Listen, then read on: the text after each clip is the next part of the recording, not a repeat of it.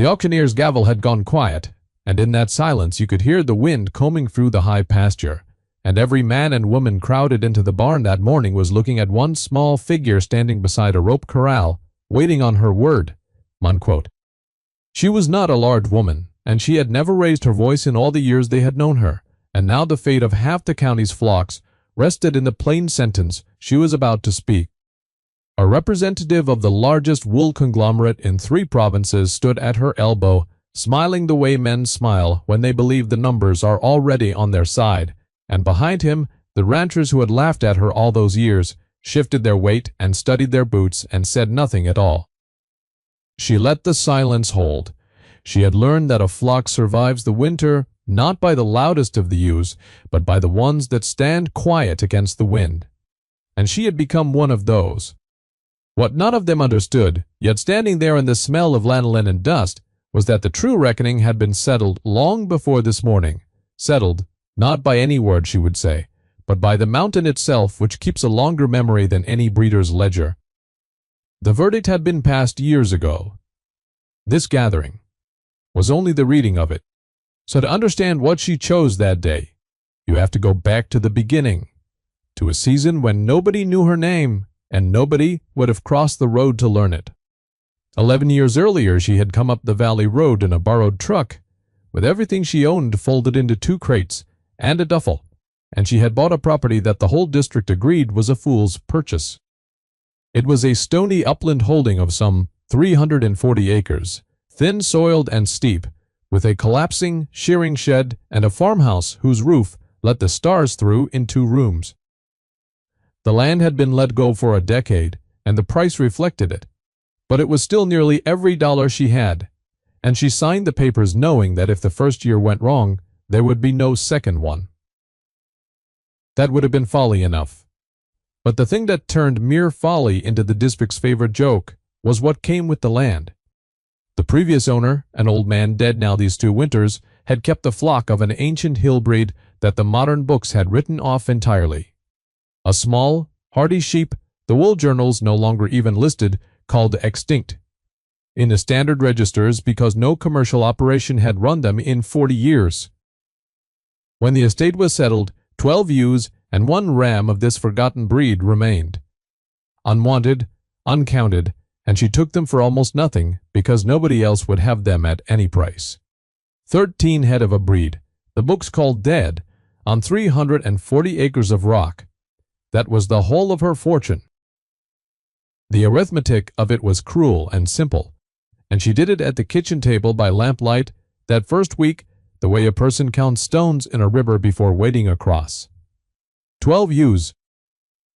If each threw a single lamb, and every lamb lived, which no flock on earth ever managed, she would have 24 head by summer, and a shorn fleece of the modern high-yield breeds ran 4 to 5 kilograms, while these small hill ewes cut barely 2, and coarse 2 at that, or so the district assured her. The men who ran the big improved flocks down in the valley bottoms sheared 8 kilograms off a single modern ewe and sold it by the truckload. She would have to run her whole ragged dozen for a year to match what one of their sheds produced in a morning. On paper she was ruined before she had unpacked. She sat with that arithmetic a long time, and it did not improve, no matter how she turned it, and there was a night in that first month when she put her head down on the table and let herself understand that she had spent her life's small savings on rock and ghosts.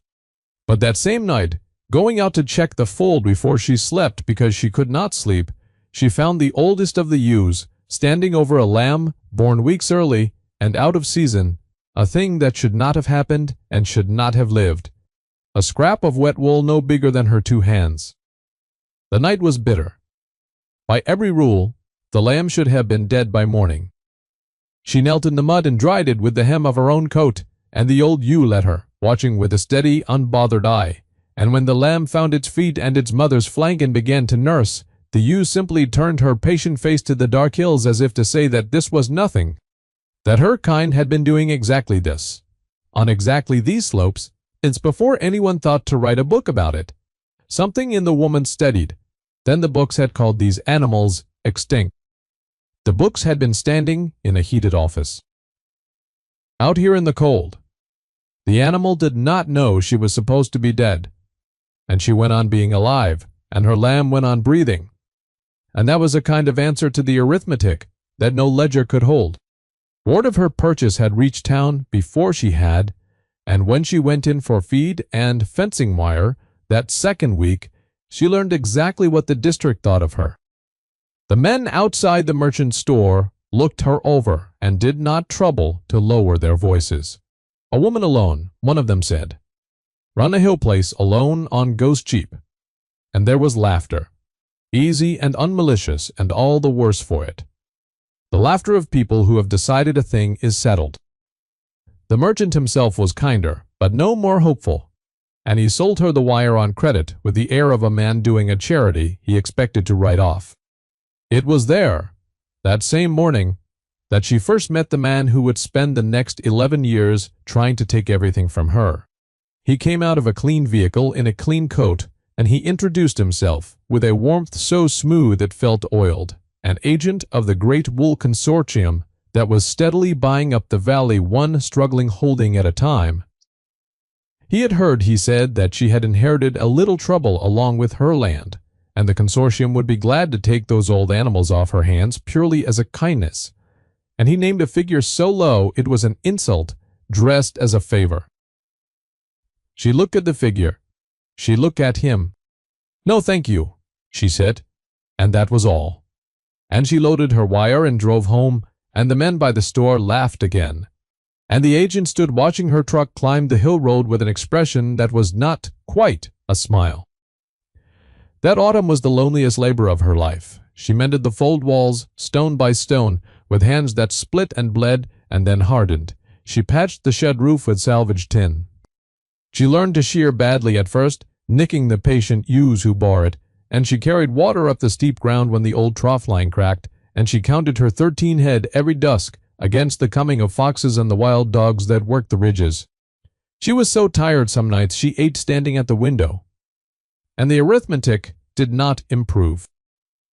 She sold her first small clip that season to the co-op buyer, and he weighed it and priced it as coarse hill wool, worth barely a quarter of the improved fleeces, and the check he wrote would not have covered a month of her feed bill. She drove home with it, folded in her pocket like a verdict. She was, by every measure, the valley used, exactly the fool they had named her. It was the old neighbor who turned the season. He lived on the next holding over, an immigrant from a far mountain country who had come to this valley half a century before, and whom the district half respected and half feared for the plainness of his speech. He was very old, and he walked with a staff, and he came up her track one evening uninvited, and he stood at her fold and watched her ewes a long while without saying anything at all, which no one else had ever done. They did not laugh, these animals, at being called dead, he said finally in his slow, careful accent. She asked him what he meant. He said that in his old country there had been sheep, like these, on the high stony ground, and the clever men from the lowland had always said such sheep were worthless because they measured them by the lowland scale, by the weight of the fleece and the speed of the growth. But the mountain does not keep a lowland ledger, he told her. The mountain keeps its own book, and it writes slowly, and it only whispers what it has written, so that a farmer who shouts will never hear it. He set his hand on the wall. You are trying to make these animals into the valley's animals, he said. Stop, let them be the mountains. Then he gave her the practical key, so plain she had missed it. She had been buying feed to fatten them like lowland stock, and it was bleeding her dry. Do not feed them, he said. They were made by hunger and hard ground. Put them on your worst high slopes, the ones nothing else will graze, and let them do the one thing their nature is for, and count not what the fleece weighs, but what it is. And then he went home in the dark, tapping his staff, and left her to think. She did as the old man said, and it changed the arithmetic entirely. She stopped fighting the land. She turned the small flock loose on the steep upper ground that she had thought was useless, the thin acid pasture full of the wiry mountain herbs and heather scrub that the improved breeds would starve on, and the ancient ewes walked out onto it as though they were coming home, which in every deep sense they were. They needed almost no bought feed. They lambed easily and unassisted on the open hill. They shrugged off the wet cold that laid low the pampered valley flocks, and the foxes learned to leave them alone. For the old ram, a broad, quiet beast she had begun to call the elder in her own mind, would put himself between his ewes and any threat with a stillness more frightening than any charge. She stopped carrying water to them. They found the seeps themselves, and the flock that could not survive on paper began, slowly and invisibly, to thrive. That first spring under the old man's method, 11 of her 12 ewes raised lambs, and every lamb lived, and by the end of it she had 23 head, where the book said she should have had ruin. There was a boy in this too.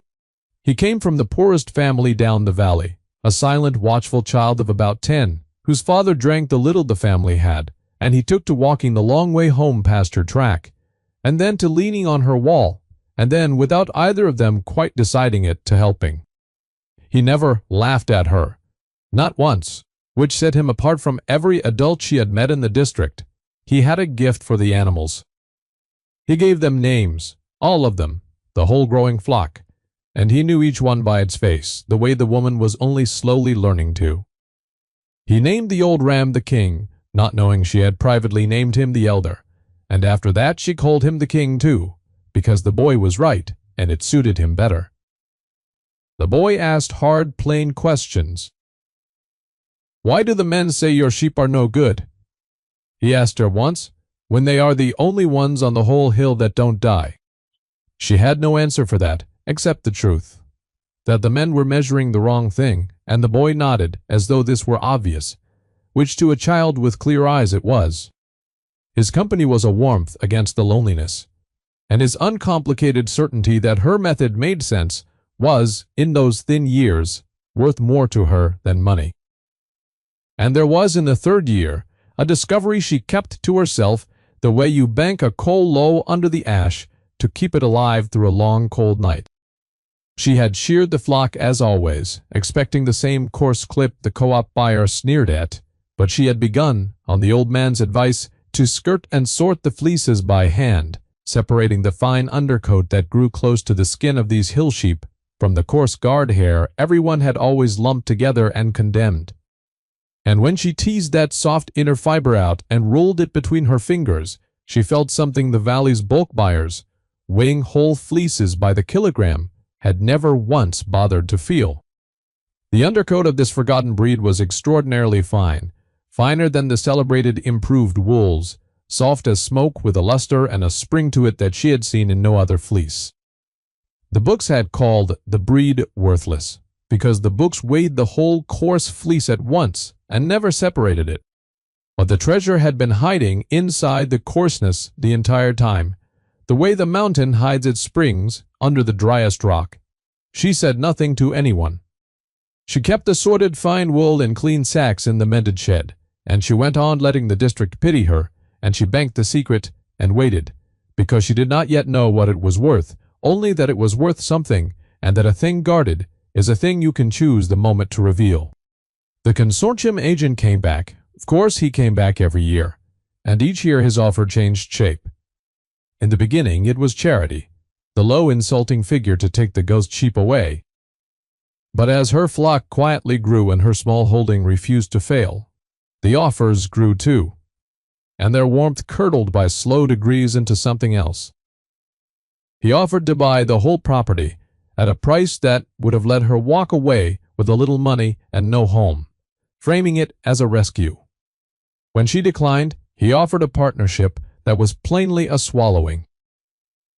He began in the years after that to work the district against her, dropping soft, poisoned words in the merchant's store, that her wool was diseased, that her fences were a danger to the valley flocks, that a woman alone up there was a liability the whole community would end up carrying. He was patient and he was smooth, and he never once raised his voice, and he underestimated her precisely as thoroughly at the end as he had at the beginning, which would prove to be his ruin.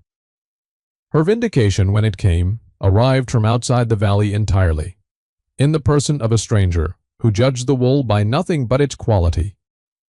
He was a buyer for a fine spinning house in a distant city, a man who dealt in the rarest fibers in the world for people who paid extravagantly for softness, and he had heard a rumor, passed hand to hand among the small mills, of an old hill breed thought extinct, whose undercoat was said to be finer than anything on the market. He drove 4 hours of bad road to reach her, and she brought out her bank sacks of hand-sorted fine wool, and he took a hank of it to the window light and drew it through his fingers, and she watched his professional composure fall away entirely. He measured the fiber with his instruments there on her kitchen table. He was quiet a moment. Then he named a price per kilogram for the fine sorted undercoat. That was not 4 times what the co-op paid for the whole fleece, nor 10 times, but many times beyond that, a figure so far past anything the valley imagined that she had to ask him to say it twice. He bought everything she had. He asked how much more she could produce, and said his house would take every gram of it for years.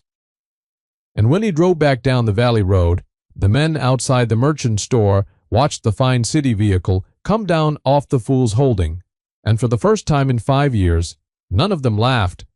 They did not understand yet. But they had begun, faintly, to wonder. She could have grown rich then, quietly and alone, and for 2 more years she nearly did, expanding the flock, selling the fine wool to the city house at prices that would have made the valley men choke, and she kept it all as private as she could, because she had not forgotten how the district had treated her, and she owed them nothing. But you cannot hide a rising thing forever in a small valley. The flock grew, from 13 to 40, to over 160 head of the breed the books had buried, and the old shearing shed was rebuilt sound, and the farmhouse roof no longer let the stars in, and slowly the district's story about her began to strain against the visible facts of her prosperity. The consortium agent saw it too, and his patience began at last to fray, because the very breed he had once tried to buy for pocket change was now the most valuable wool in the region, and he had missed it, and men like him do not forgive themselves for missing a thing. They only try harder to seize it. Then the catastrophe came.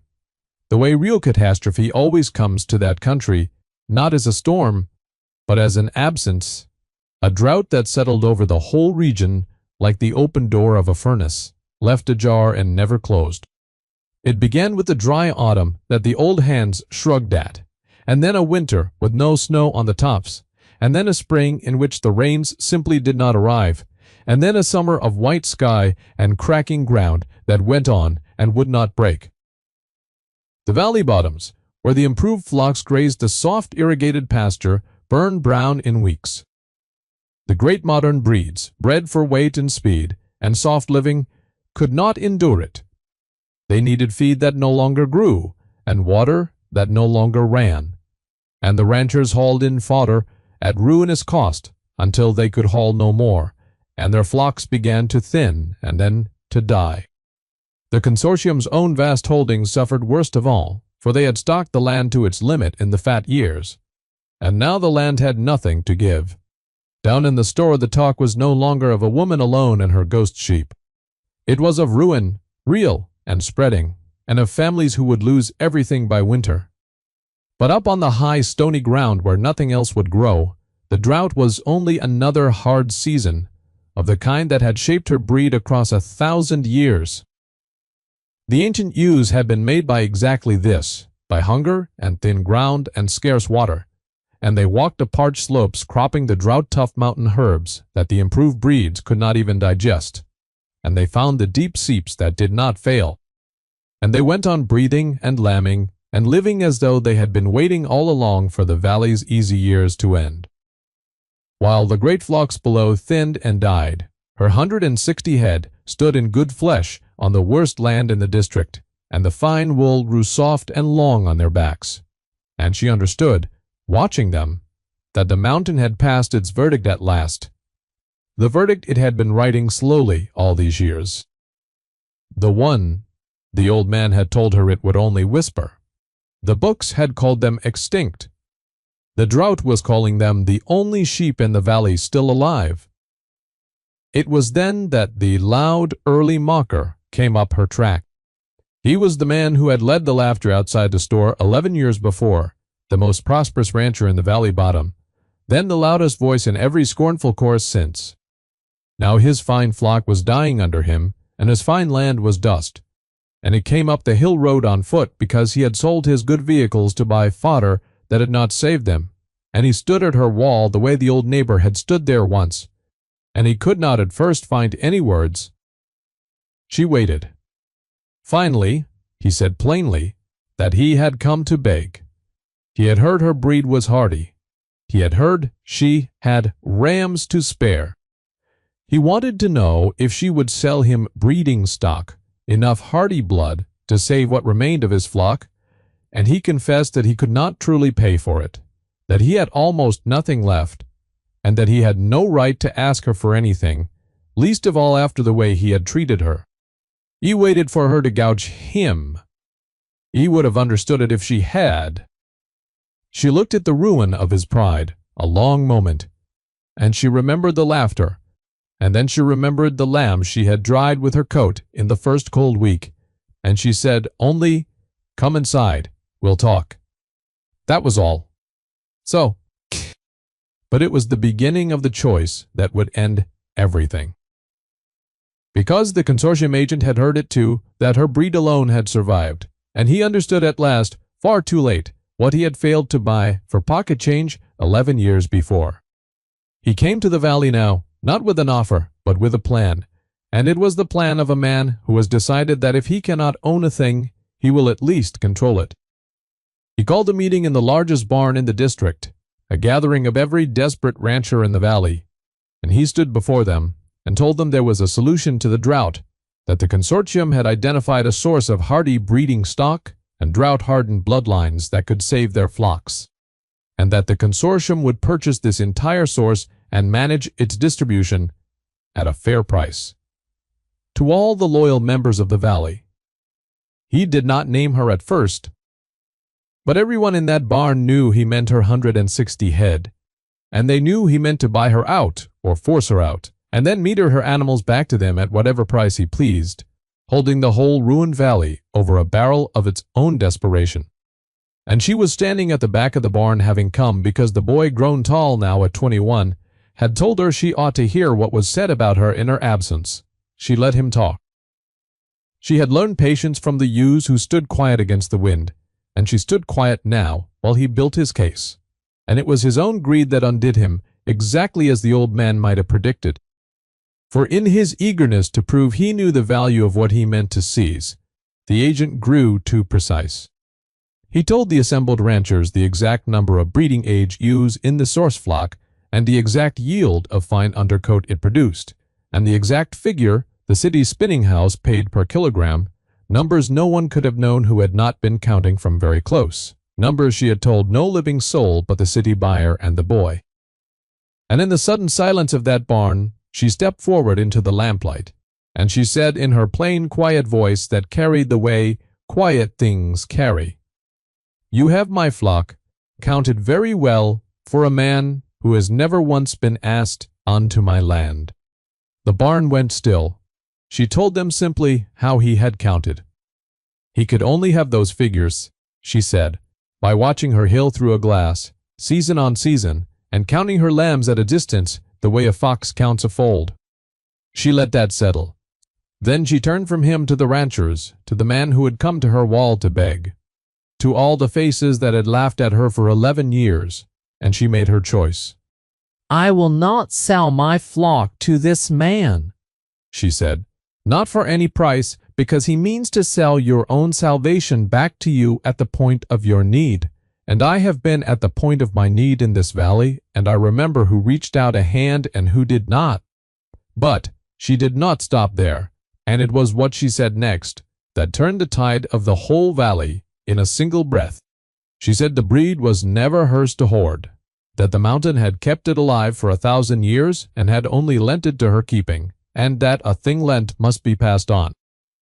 She would give breeding rams and in-lamb ewes to every family in the valley that needed them to save their flocks, and she would ask no payment for the animals themselves, not one coin, because you do not sell a gift you were given. She would ask only a fair wage for the labor of raising and delivering and tending them through the change, the plain cost of the work, and nothing on top of it, so that no family need go further into debt to survive. Payment for the labor, she said, never for the gift. The barn was silent, and then it was not silent. The tide turned at an instant, the way it does after long restraint. The man who had come to her wall to beg stood up first, and took off his hat, and said her name, her actual name, which half the district had never once bothered to learn, and thanked her before them all. Then another stood, and another. Hats coming off all down the barn, and the old immigrant neighbor. Very old now and leaning hard on his staff at the side of the room, smiled the small smile of a man watching a thing he had long ago foreseen. And the consortium agent stood alone in the middle of all of it.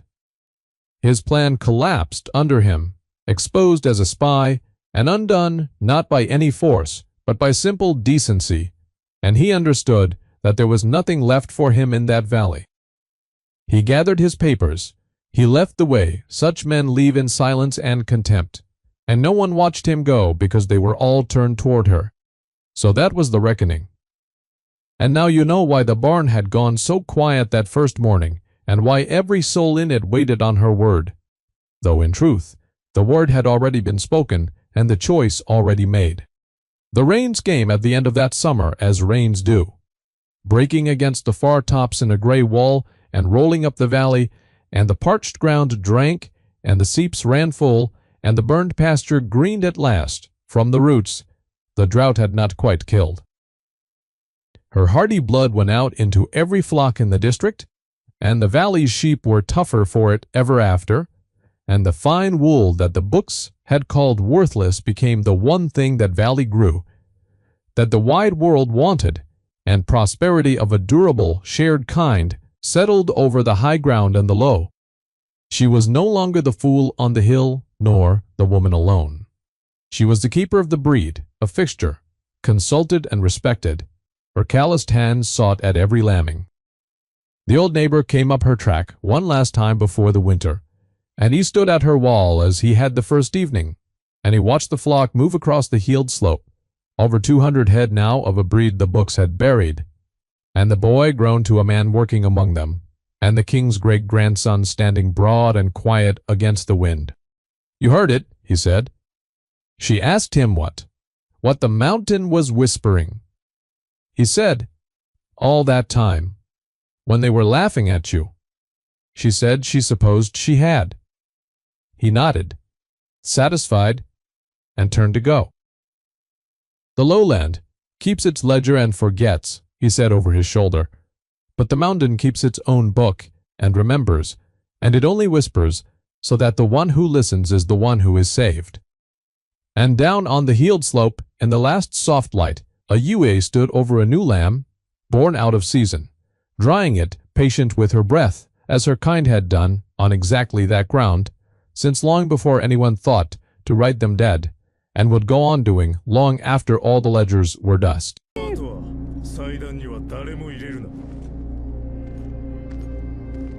Va vraiment falloir qu'on arrête le rituel là.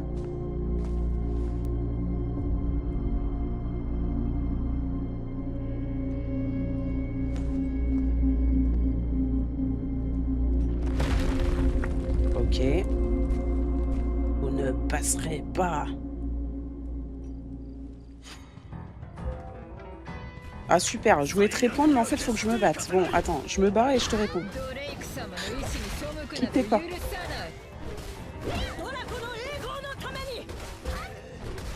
Quittez pas.